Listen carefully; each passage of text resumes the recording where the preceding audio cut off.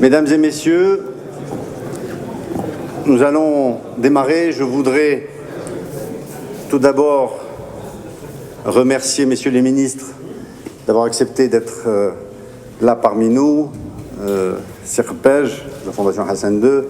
Je vais éviter de citer tout le monde pour ne choquer personne, mais vous avez d'éminentes personnalités parmi nous qui sont toutes là. Je voudrais individuellement vous remercier de répondre toujours présent. Suite à ce que nous avions présenté, le plan d'accélération industrielle devant Sa Majesté le 4 avril 2014, il y a beaucoup de choses qui se sont passées depuis et on voulait ensemble concrétiser aujourd'hui une convention avec un secteur qui nous est très cher. Je salue là la présence de l'ensemble de l'AMIT, qui sont tous nos amis et qui ont pendant plusieurs années constitué le vecteur de l'emploi dans notre pays.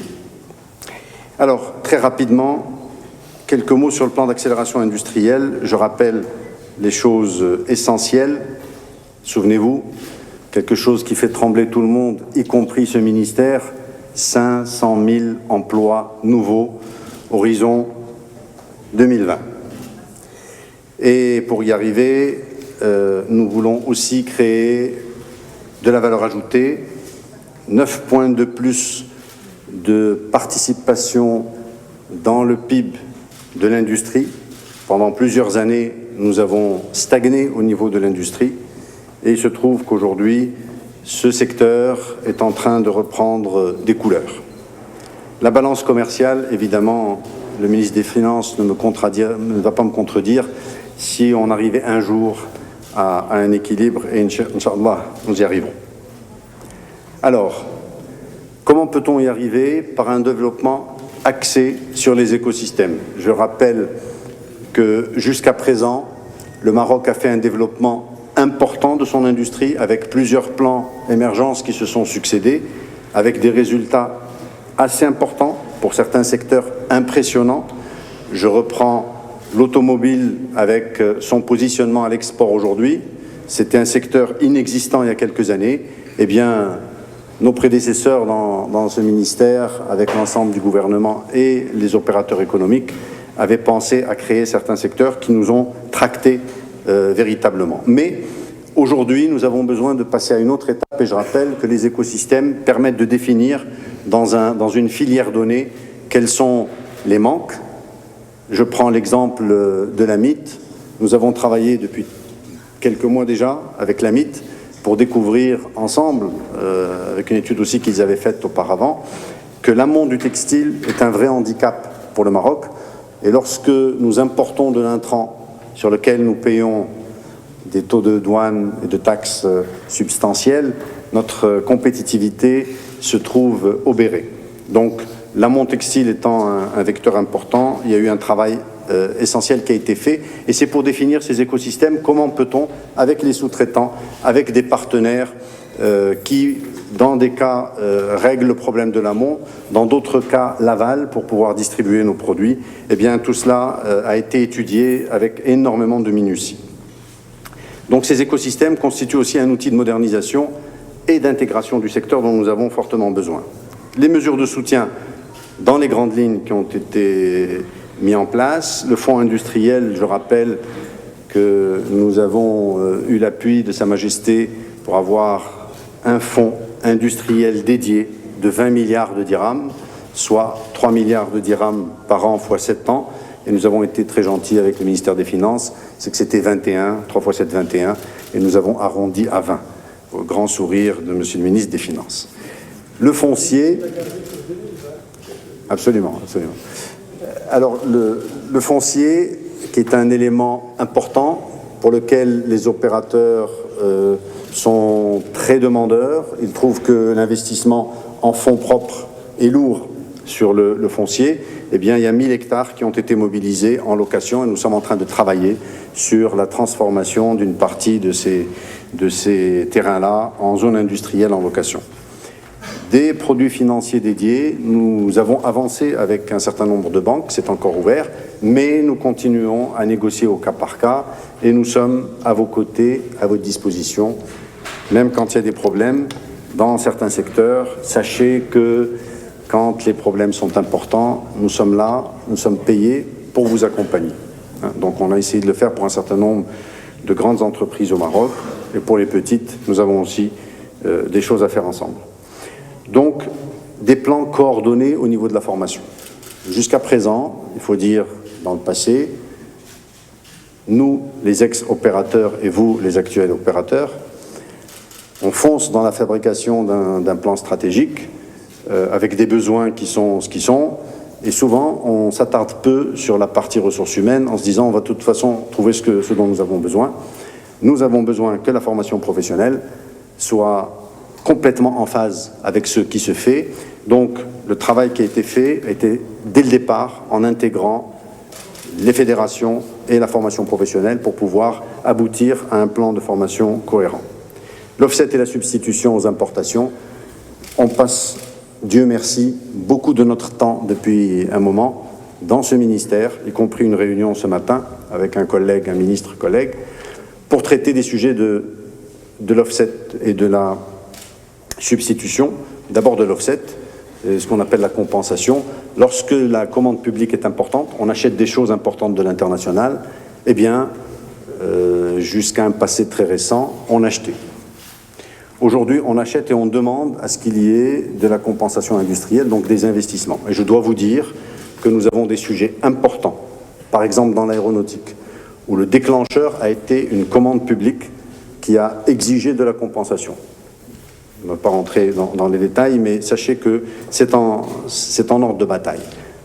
Autre sujet, la substitution, nous importons des choses lourdes.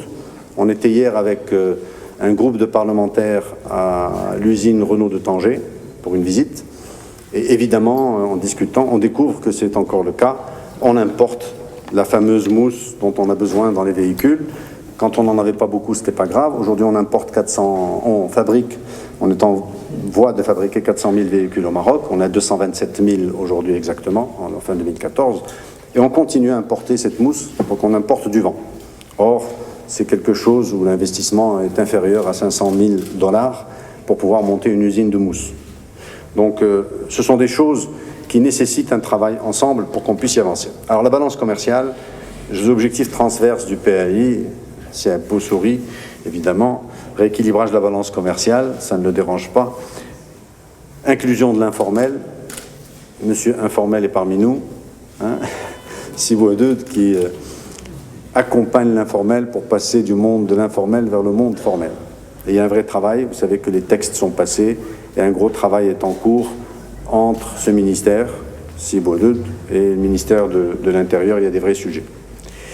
Amélioration d'intégration verticale, grandes entreprises et très petites et moyennes entreprises. Ce n'est plus un vœu pieux. Vous savez, on en a tellement parlé qu'on finit par être fatigué de ce sujet-là, de rapprochement des grandes et des petites entreprises, etc. Les écosystèmes obligent à faire cela et nous sommes passés d'un mode conceptuel à un mode concret de réalisation. Alors, quelles ont été les 10 mesures qui ont été mises en place? 4 mesures pour les écosystèmes, création et animation des écosystèmes.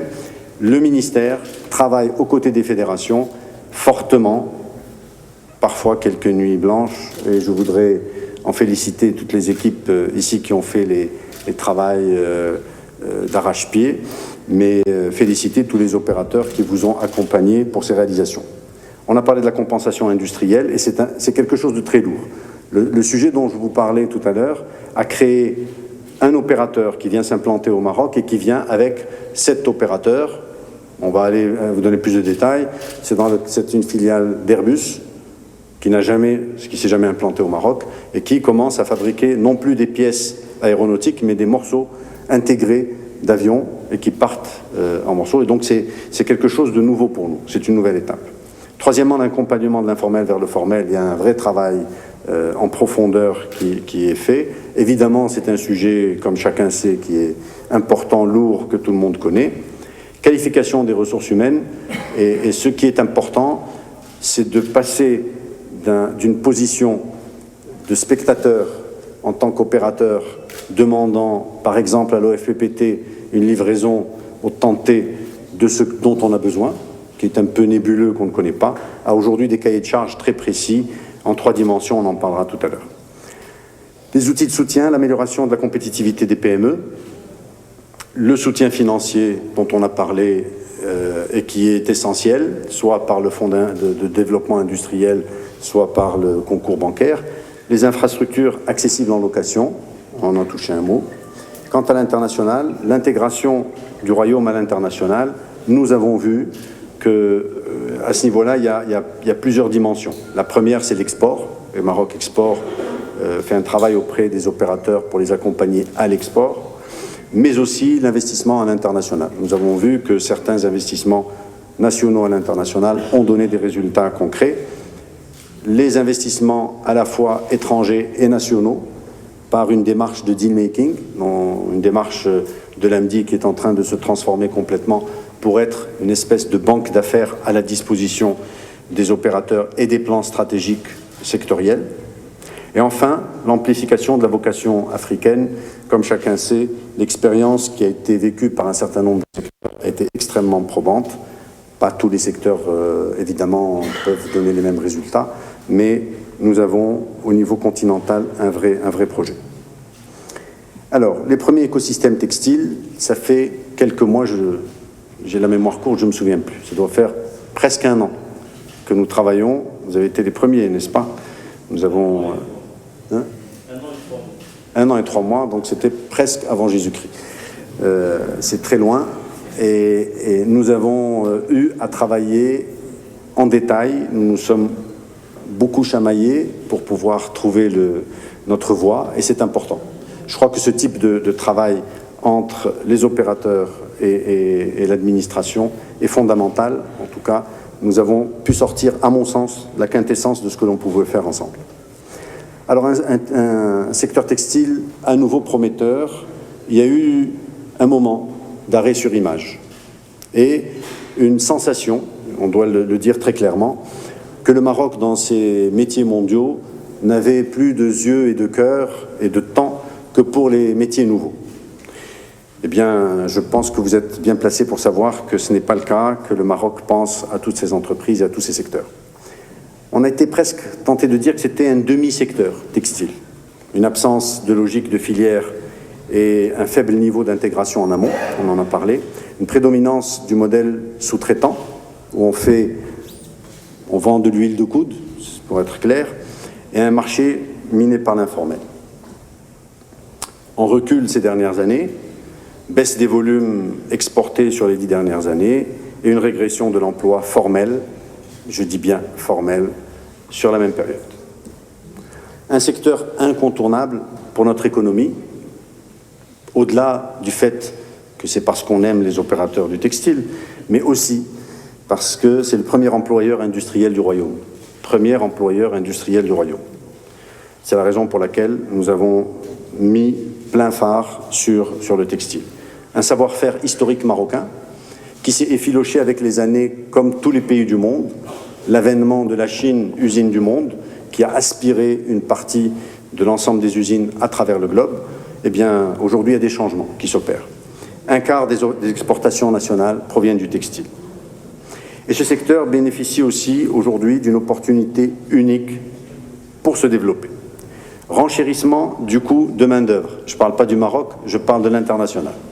Pour qu'on se comprenne, la Chine, il y a 5 ans, le salaire minimum en Chine était de 141 $. Aujourd'hui, au niveau de la côte Est, il est à 500 $. Et le marché marocain est à 300 $, sauf erreur et omission. Je crois que ça change parce que le cours change un peu. Nous sommes devenus compétitifs. Nous sommes devenus compétitifs et c'est important à souligner. Et les gens de la MIT l'ont vécu avec nous de très près. Au-delà des opérateurs qui regardent le Maroc avec intérêt, nous avons même la fameuse usine du monde qui est la Chine, qui regarde le Maroc comme terrain potentiel de développement pour les opérateurs dans le textile. C'est-à-dire qu'ils souhaitent venir s'implanter au Maroc. Plusieurs d'entre eux travaillent avec nous. Nous avons eu plusieurs séances de travail pour s'implanter au Maroc. Et c'est quelque chose, à mon sens, d'important à souligner. Donc un rééquilibrage de farshore et nearshore, de savoir exactement est-ce qu'il faut être loin avec des grands conteneurs ou être tout près avec de la demande lorsque la clientèle veut commander et avoir une réponse rapide. On avait cet élément de logistique, de capacité de répondre rapidement, mais on avait la problématique d'être un petit peu plus cher que nos concurrents. Donc une croissance du marché domestique attendue, et c'est notre gageure, c'est que nous avons aujourd'hui énormément de produits que nous importons pour le marché local, encore en particulier de Chine, et que nous avons l'intention de développer une capacité marocaine à ce niveau-là. Alors la structuration des écosystèmes. 3 actions prioritaires: rationaliser le secteur, le structurer, atteindre une taille critique. On a un problème dans certains secteurs de taille critique. Je reviens à l'amont textile, les gens ne viennent pas s'implanter chez nous parce que la capacité de consommation chez nous n'est pas suffisante. Donc il a fallu aller chercher des gens plus agiles avec une capacité adaptable. Troisièmement, renforcer notre compétitivité, et c'est essentiel. 3 choix stratégiques: se focaliser sur 6 écosystèmes. Parce que faire tout, c'est très tentant. Tout le monde a comme démarche de vouloir brasser tous les points de ce secteur-là. C'est juste impossible. Dans une première étape, nous avons choisi ensemble de se focaliser sur 6 écosystèmes essentiels, de miser sur des locomotives, parce que ce secteur-là ne peut pas fonctionner s'il n'y a pas des locomotives qui tractent le secteur. Et nous avons dénombré 56, c'est bien ça, 56 locomotives, ou 57 ? À chacun, vous nous ajoutez un peu. Alors, il y a une inflation à gauche. Hein, le tout de suite, c'est 56. Hein, c'est bien ça. Et le troisième point, c'est le développement des TPE, PME autour de ces locomotives. Alors, 3 écosystèmes sont avancés. On a pu traiter 3 écosystèmes jusqu'au bout, et les 3 autres sont en cours d'études et on les travaille. Mais déjà, les 3 écosystèmes sont les plus gros. Et je pense que ça méritait qu'on les partage ensemble. Alors, le premier, c'est le fast fashion. Le deuxième, c'est le jean. Et le troisième, c'est les distributeurs de marques nationales. Hein, on a développé depuis un certain temps des distributeurs de marques nationales qui ont réussi, et il faut absolument le souligner, et je pense qu'on peut en prendre un modèle et aller plus loin. Les 3 écosystèmes en cours de construction, il y a la maille, le textile de maison et le textile à usage technique. Il y a vraiment des filières où le Maroc a des avantages. Alors chacun de ces secteurs-là a été décortiqué en détail, en profondeur, pour voir quels sont nos avantages, nos inconvénients, est-ce qu'on est capable de nous positionner ou pas. Certains, on les a abandonnés en se disant on n'a pas la capacité d'être les meilleurs à ce niveau-là. Dans ces secteurs-là, nous avons de vraies chances d'avoir notre place. Alors objectif, 100 000 emplois à créer, qui sont identifiés. Donc 90 000 emplois seront engagés aujourd'hui. On va vous dire comment, dans quel secteur, pourquoi. Alors, le fast fashion, il y a 21 200 emplois. Alors ça vous fait des chiffres très précis, parce que nous sommes rentrés avec la fédération filière par filière, poste par poste, profil par profil, avec le chiffre d'affaires d'où on va le chercher, comment, qui va le traiter, etc. Dans le jean, 14 800, les distributeurs, 8 000, et hors les premiers écosystèmes, les gros, les lourds, il y a 46 000 autour qui viennent accompagner toute la filière. Donc pour 90 000 au total. Alors, juste un exemple, hein, on vous donne 2015, 2018 et 2020, année par année. Ce qui nous a intéressé, c'est d'avoir les profils par région, par date et par profil. C'est-à-dire, j'ai besoin d'opérateurs ou de techniciens, d'ingénieurs ou d'administratifs. J'en ai besoin dans quelle zone? Est-ce que c'est l'axe Mohammedia, Stade, Fès, Meknès, Tanger, Tétouan, Rabat, Salez, Mourzer ou une autre région, de façon très précise, et à quelle date? Parce que ce que nous avons vécu, je crois qu'il faut qu'on soit transparent, c'est que souvent nous avons des demandes de fédération, et je l'assume en tant qu'ex-opérateur, où on présente une demande de formation, mais elle ne correspond pas à un besoin précis. Et donc, on forme des gens à Tanger, mais on en a besoin à Marrakech. Donc là, ce que nous avons regardé en détail, c'est pour ces profils-là, ces besoins. Il y a 1040 emplois en 2015. On a besoin uniquement de 52 au niveau de Rabat Salé, de 572 entre Mohammedia et Stade, 256 Tanger-Tétouan, 208 à Meknès, Fès, etc. Et vous rentrez dans le détail, vous allez avoir dans ces 208 quels sont les profils exacts dont nous avons besoin à cette période-là. Donc, nous sommes capables d'adresser des formations très spécifiques. L'objectif du ministère est de le faire fédération par fédération, de superposer ces carnets de commandes, et à ce moment-là, on dit telle région, telle année, voici les profils qu'il faut former. Tant pour le textile, tant pour l'acier, tant pour... Chacun doit avoir, et évidemment, il y a un engagement en face du recrutement de ces ressources-là, et l'accompagnement de l'État est évidemment proportionnel à ces engagements. Alors, on a donné 2018 et 2020, 1928 en 2018, 6540 en 2020, des emplois précis et comment ils vont être répartis sur la zone. Le foncier, alors, en détail, 95 hectares définis par les besoins des opérateurs. Ils ont besoin de 30 hectares ou 31 hectares à Casablanca, 10 hectares à Fès, 22 hectares à Tanger et les autres régions de façon spécifique. Alors, c'est un travail minutieux qui a été fait avec les uns et les autres pour arriver à des chiffres très précis. Alors, horizon 2020, 100 000 emplois, pas beaucoup d'exports, 5 milliards de dirhams sur la période, intégrant, évidemment, il y a une grosse partie qui est aussi destinée au local. L'une des choses, c'est le sujet substitution. Nous importons énormément et nous n'arrivons pas à rentrer en compétition avec cette partie-là aujourd'hui. C'est un des sujets que nous devons frontalement attaquer pour les prochaines années. Alors, les mesures clés proposées dans les contrats de performance, évidemment, on a parlé des engagements de la MIT, les 100 000 emplois, les objectifs d'export et de valeur ajoutée, c'est essentiel pour nous, pour le Maroc. L'implication forte des industriels, c'est un rôle clé des locomotives dans la structuration du secteur. Ce secteur ne peut changer de paradigme, changer de tendance, que s'il se réorganise véritablement en écosystème et que les fameuses locomotives jouent le jeu sur lequel elles se sont engagées. Et nous allons veiller ensemble, AMIT et ministère, sur l'accompagnement et le suivi de ces locomotives pour atteindre des objectifs que nous sommes ensemble fixés. L'engagement du ministère, c'est l'offre foncière, les fameux 95 hectares, détaillés comme on les a vus, en location, une offre de formation adaptée qui puisse accompagner les besoins du secteur, et ça va être piloté très régulièrement. Je voudrais donner un exemple, ce qu'on a fait avec la Fédération des centres d'appel.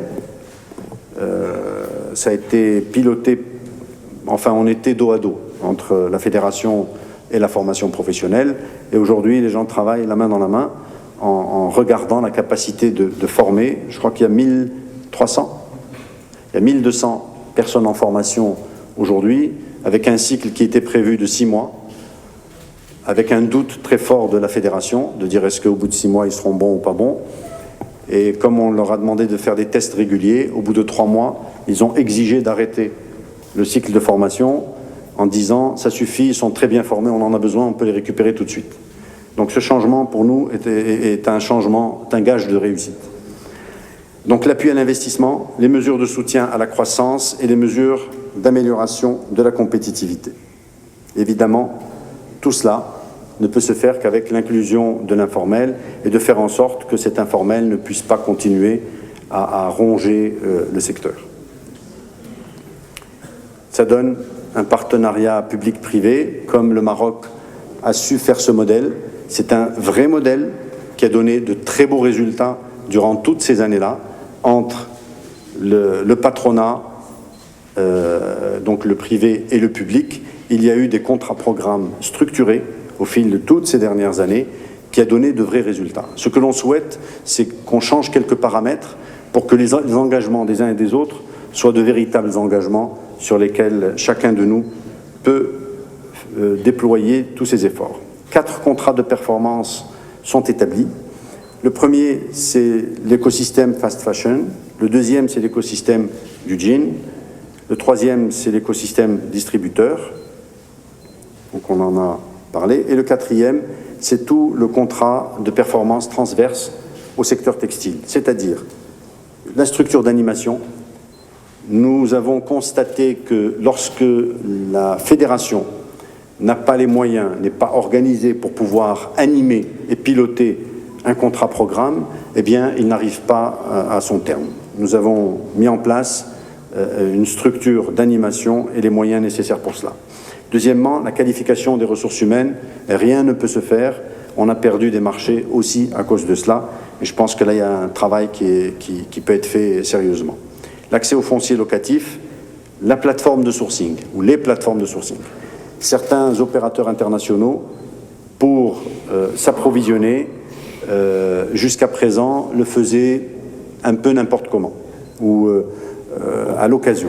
Ce que nous organisons avec certains d'entre eux, voire des Chinois très importants, avec lesquels nous sommes en contact, de mettre en place des plateformes de sourcing au Maroc, très proches des fournisseurs, enfin des opérateurs, pour pouvoir donner des résultats meilleurs. Et on pense à ce niveau-là que les expériences qui ont été vécues jusqu'à présent ont donné des résultats. Nous voulons accompagner ces plateformes.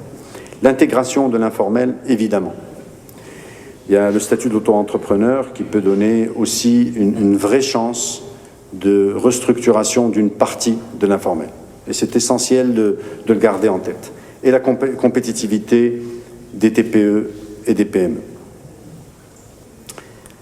Alors, on parle du système textile, donc les entreprises locomotives, on en a parlé, et les entreprises satellitaires qui vont à la fois apporter de l'énergie et de la fraîcheur à ces locomotives et de l'agilité, et ne pas avoir nécessairement au sein de l'entreprise locomotive tout l'effectif qu'il faut, dont on a besoin.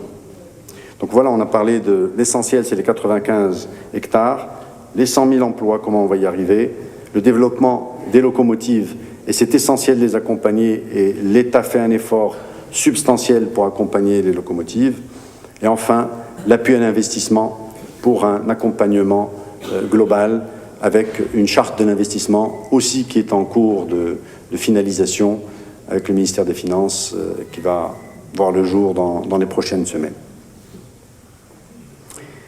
Tout cela ne peut marcher qu'avec la structure de l'animation du secteur qui est totalement impliquée, et permettez-moi de féliciter l'AMIT et son engagement. De temps en temps, il a fallu courir derrière eux pour pouvoir attraper les nuits et les journées perdues. Cette pression a été importante, y compris pour la réalisation de la journée d'aujourd'hui. Je voudrais vous remercier et vous dire combien nous sommes heureux de passer à la mise en place de ces contrats avec l'AMIT, qui ont tous un axe très précis. On ne souhaite plus, au niveau du ministère, faire des contrats avec des secteurs ouverts sur l'ensemble, pas précis, avec des objectifs qui ne soient pas mesurables. Je pense que l'État va respecter ses engagements jusqu'au bout. On a annoncé qu'on allait avoir 3 milliards. Il y avait beaucoup de scepticisme. C'est fait. Nous avons annoncé que les FDI allaient être opérationnels. C'est en train d'être fait. Et en face, évidemment, je connais les opérateurs, ils seront au rendez-vous. Et je n'ai aucune inquiétude à ce qu'on le fasse de cette façon-là. J'ai beaucoup apprécié les séances de travail que nous avons eues, et je voudrais vous le dire, par la qualité et la responsabilité des opérateurs. À chaque fois que nous avons mis le doigt, et je m'en excuse a posteriori maintenant que c'est fait, sur des opérations où on doit mettre des verrous pour qu'on soit clair et que nos objectifs soient transparents et qu'on puisse aller ensemble jusqu'au bout, l'AMIT a été vraiment à la hauteur, et je voudrais, au nom de tout le ministère et tout le gouvernement, vous féliciter et vous remercier. Et je demande à Sidi Saïd un petit mot.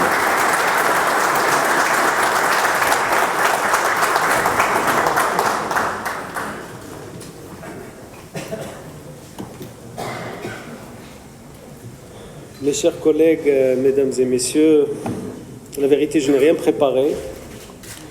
Je voudrais laisser parler mon cœur directement, mais je voudrais avant tout peut-être faire un petit test. Je ne sais pas combien nous sommes dans la salle. Donc, je vais poser une question que ceux qui ne connaissent pas, qui n'ont pas un parent, cousin, un frère, qui n'ont pas un ami qui est dans le textile, lève la main. Tout le monde. Ben c'est exactement, je vais vous le dire pour être honnête, c'est exactement l'argument qui m'a été apporté par un grand monsieur. Il était secrétaire général du ministère des Finances. En 2001, j'étais à l'époque directeur des établissements publics et de la privatisation. Et je me rappelle qu'à l'époque, on pataugeait, c'est le cas de le dire, pour faire accoucher un contrat-programme. C'était le contrat-programme du textile avec la MIT. Et il y avait une très grande crispation. Et j'étais convoqué dans le bureau de ce secrétaire général, c'est Zahir pour ne pas le nommer, et il m'a dit la même question. Et il m'avait touché pile poil dans une corde, sur une corde sensible. C'est vrai. Le secteur, je salue notre ami Tazi, l'ex-président de la, n'est-ce pas, monsieur Tazi? On a passé, on a passé des heures et des heures pour faire sortir ce premier contrat-programme qui, de mon point de vue, parce que bien sûr le temps a changé, les approches ont changé, le monde a changé, mais c'était l'une des premières générations de contrat-programme avec un secteur. Je dis que ça m'avait touché parce qu'effectivement, ça montre à quel point ce secteur est important pour notre pays. Ça montre à quel point ce secteur stratégique, traditionnel, historique est important pour notre pays. Donc il est tout à fait normal qu'on se retrouve ici pour la signature de ce contrat performance. Ça me fait vraiment un grand plaisir et un grand honneur, une grande satisfaction de constater qu'il y a un aboutissement à cet effort considérable qui est fait par le ministère du Commerce et de l'Industrie, l'ensemble des équipes, et bien sûr avec les professionnels. La question de tout à l'heure ne vous était pas adressée à Mustafa Sajid. C'est un textile. Donc pour moi, de mon point de vue, pour choisir bien les mots, ce n'est pas aujourd'hui une renaissance du secteur, de mon point de vue, même si vraiment les engagements sont importants. Mais c'est véritablement un vrai changement de paradigme de ce secteur à travers une nouvelle approche par écosystème précise, engageante, claire, nette, et que chacun assume effectivement ses responsabilités. Mais je n'ai aucun doute, parce que je connais les opérateurs du secteur qui vont être au rendez-vous.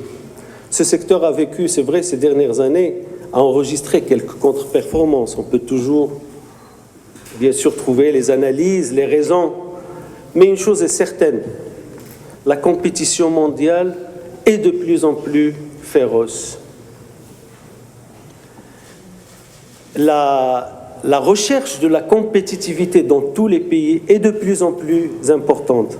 Et même si la Chine aujourd'hui constate aujourd'hui que le coût du travail en Chine est effectivement peut-être supérieur au Maroc, il faut faire très attention. Parce qu'aujourd'hui, ce n'est pas uniquement le coût du travail qui est important, c'est la productivité de l'emploi qui est importante. Et la productivité de l'emploi fait référence à des choses que je retrouve dans le contrat performance et qui est important. C'est d'abord la formation. C'est d'abord aussi se positionner sur des créneaux où nous avons la possibilité, bien sûr, aussi aujourd'hui d'avancer et de marquer des points.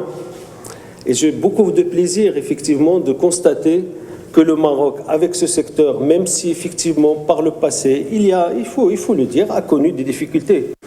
C'est une réalité aujourd'hui, c'est une vraie orientation stratégique pour que ce secteur-là connaisse une nouvelle dynamique et une nouvelle orientation à travers le positionnement sur des créneaux sur lesquels nous avons des avantages indéniables.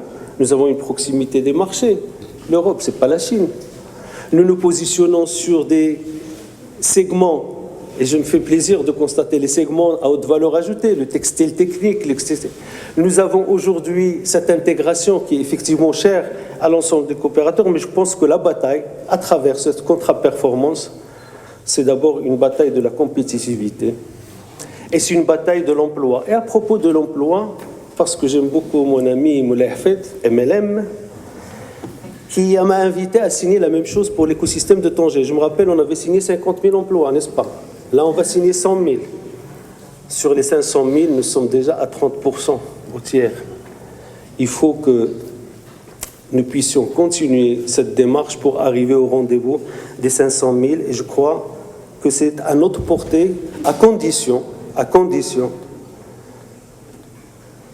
que le climat de confiance qui aujourd'hui est en train de s'installer se renforce. Et je dis toujours que la confiance, ce n'est pas uniquement des paroles, c'est des actes. Et que les engagements pris par le gouvernement, tant par le gouvernement que par les opérateurs, se réalisent. Parce que la confiance ne joue pas que dans un sens. La confiance, elle est mutuelle. Je crois qu'avec la confiance et la mobilisation de tout le monde, nous pouvons y arriver. Et on va y arriver parce que les horizons sont larges. Aujourd'hui, notre pays est en train de diversifier son économie, en train de changer aussi son cap économique. Et ça me plaît aujourd'hui de rappeler que l'orientation de s'appuyer sur la politique de l'offre, sur la politique de l'industrialisation, la loi de finances a donné des signaux très forts en matière de soutien à l'emploi, de soutien à l'entreprise, de soutien à l'investissement privé. C'est le seul moyen aujourd'hui pour que l'aspiration pour une économie émergente puisse devenir réellement, qui est légitime, mais puisse devenir une réalité. Donc je suis certain qu'avec la mobilisation de tous, avec l'engagement de tous, avec le sens de responsabilité qui a prévalu à l'élaboration de ce contrat-programme, avec l'engagement que, après la signature, que tout le monde se mette au travail, parce qu'il s'agit d'un travail collectif, de l'ensemble des acteurs, chez les opérateurs, chez le ministère du Commerce. Le problème du foncier doit être réglé, et je pense qu'il est dans tout notre programme. Le problème de la formation, le grand problème de l'informel, qui pèse aujourd'hui et qui gêne notre économie, qui gêne la compétitivité des entreprises et qui gêne même le budget de l'État, parce que c'est des recettes en moins, en dehors de la concurrence déloyale. Et je suis en train de m'engager devant vous, que c'est effectivement un problème bien sûr épineux, ce n'est pas un problème simple, mais auquel il faut trouver aussi une solution intelligente pour que les gens qui sont dans le formel puissent être encouragés à le rester, ça c'est déjà un point, et que les gens qui sont dans l'informel, les pousser à rentrer dans le formel, parce qu'ils n'ont pas le choix. Sinon, c'est toute notre économie qui va être mitée, qui va être ruinée, qui va tomber en lambeaux. Et ça, on ne le souhaite pour personne. Et aujourd'hui, il s'agit encore une fois d'une responsabilité, pas seulement du gouvernement, encore une fois, c'est la responsabilité de tout le monde, y compris bien sûr des opérateurs. Vous avez une fédération, vous avez une association, vous avez un patronat. Il faudrait que tout le monde s'y mette pour que, j'aime pas trop le mot lutter, mais que pour cette intégration de l'informel soit une réalité. Et je considère que c'est un vrai handicap auquel il faut s'atteler. Et je pense qu'on va réussir. Le milliard, c'est Moulay Hafed. Allah ysamh, 21 milliards. Parce qu'il s'agit aujourd'hui d'un enjeu.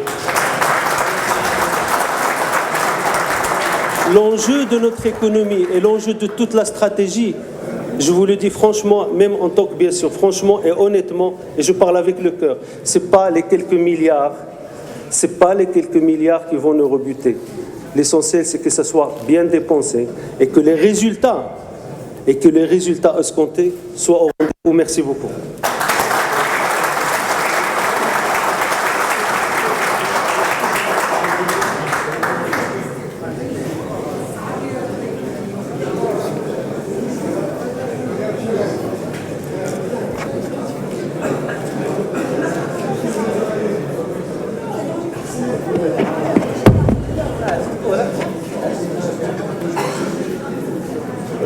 Messieurs les ministres,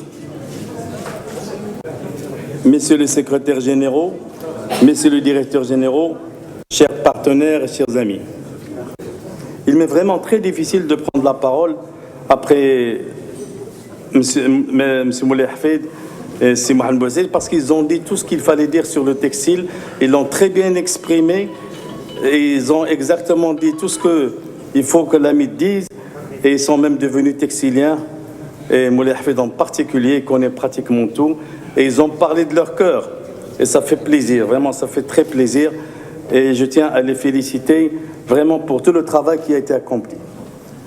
Mes remerciements donc, permettez-moi tout d'abord de vous remercier au nom du conseil d'administration de l'AMIT, ainsi que mon nom personnel pour votre présence à nos côtés afin de procéder à la signature du contrat performance 2015-2020 des écosystèmes textiles.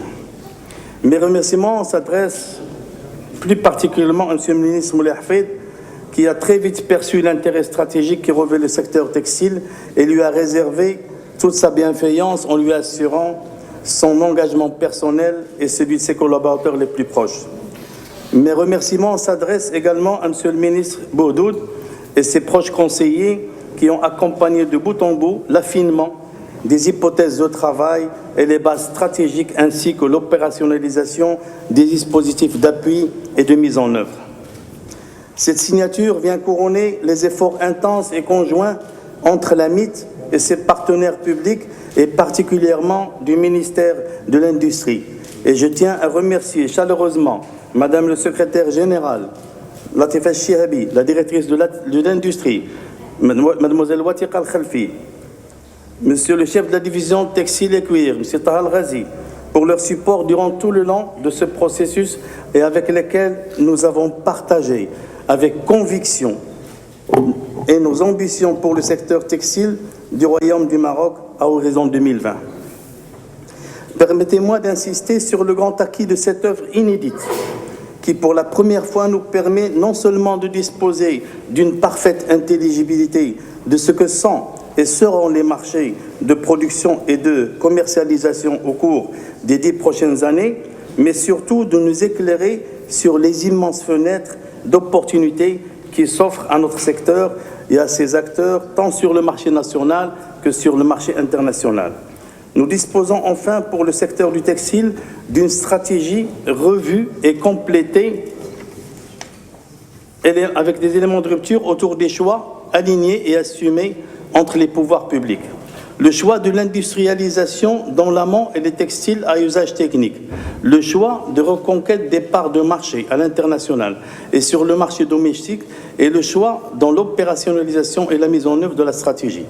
L'AMIT, dès le départ, a œuvré dans le cadre de ce projet dans un esprit citoyen, mu par une volonté sincère d'apporter une contribution et des réponses aux préoccupations et aux défis majeurs auxquels se trouve confrontée l'économie marocaine en matière de lutte contre le chômage, le creusement du déficit de la balance des paiements, l'aménagement des réserves en devises et plus d'harmonie dans le développement territorial. Le secteur textile et les pouvoirs publics ont pris d'importants paris dans le cadre du plan d'accélération industrielle à horizon 2020, présenté le 2 avril 2014 devant Sa Majesté le Roi, que Dieu l'assiste. Ces paris découlent des ambitions communes de renforcer les fondamentaux du secteur et particulièrement au niveau de son amont industriel et son aval avec la distribution à travers une démarche de structuration du secteur en écosystème performant qui privilégie les synergies entre acteurs en vue d'une plus grande valeur ajoutée nationale. Renforcer la compétitivité des acteurs à tous les niveaux, coûts, innovation, performance, techniques et technologiques, compétences et ressources humaines, accès au foncier et au financement. Permettre au secteur d'atteindre une taille critique impérative dans un contexte de marché fortement concentré. Pour cela, des choix stratégiques ont été opérés pour permettre l'émergence et le fonctionnement harmonieux des écosystèmes. Un parti pris en se focalisant sur 6 écosystèmes prioritaires sur lesquels le Maroc a à la fois un avantage compétitif, un savoir-faire historique et de fort potentiel de marché. Impulser la croissance de locomotives qui peuvent tirer avec elles des entreprises qui disposent des compétences industrielles requises par les marchés, mais qui sont faiblement outillées en termes de force commerciale ou des capacités financières.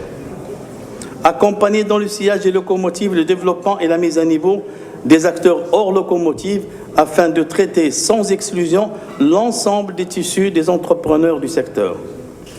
Le pari est audacieux car de grands acteurs mondiaux tels que la Turquie s'y attellent déjà. Nous avons toutefois la conviction que notre ambition demeure réalisable et que le timing est approprié. La réussite de notre plan textile sera porteuse de valeur ajoutée pour l'économie nationale et le bien-être pour nos concitoyens. À travers cette signature, le secteur textile a franchi un grand pas aujourd'hui, mais nous demeurons convaincus que de grands défis restent devant nous. Des défis de l'opérationnalisation des leviers et dispositifs d'appui, de mobilisation des acteurs autour des objectifs stratégiques du volet textile 2015-2020, de valorisation de l'image de marque du secteur à l'échelle nationale et internationale auprès de ses clients et prospects. La MIT compte beaucoup sur ses partenaires historiques tels que l'OFPTT, le DFP, la douane, la DGI, l'Office de change, la NPME, l'AMDI, Maroc Export et la CCG. Mais elle compte particulièrement sur le secteur bancaire qui doit revoir sa grille de lecture du secteur, de ses acteurs et des grandes fenêtres d'opportunités qui s'offrent à lui. Avec le concours de toutes les bonnes volontés, nous réussirons ensemble à positionner notre pays en tant que premier acteur du textile sur le continent africain et second acteur après la Turquie sur le bassin méditerranéen. Et je vous remercie pour votre attention.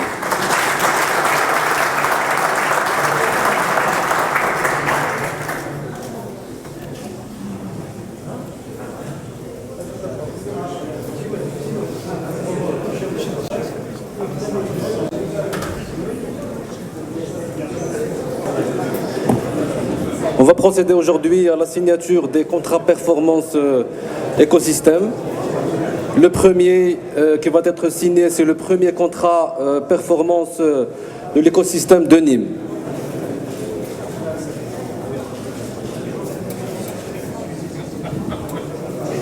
Le deuxième contrat performance concerne l'écosystème fast fashion.